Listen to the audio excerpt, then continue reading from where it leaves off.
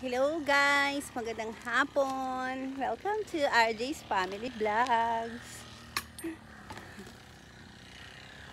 Ngayon na ulit tayo nag-video.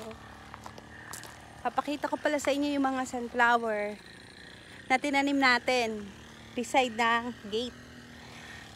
Eto na sila guys. Pakita ko sa inyo. Na sila. Malalaki na. 4 weeks na to. 4 weeks. Diba umulan-ulan? Buti na lang kahit umulan. Buhay pa din sila. Ayan na sila. Naka 1 feet na sila, mga 1 feet. Kakatapos lang namin yung i-pruning yung baba. Para tumaas pa yung kanyang sanga. Ayan.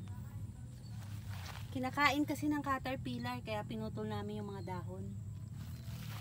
Ayan. Para mawala siya. Tapos in-spray din namin ng insecticide ni Daddy.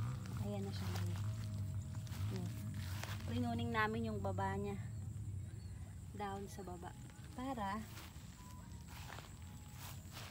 matanggal yung mga naninira. Ayan. Ayan siya. Yan na ang ating mga sunflower. Ayan. Sa susunod guys.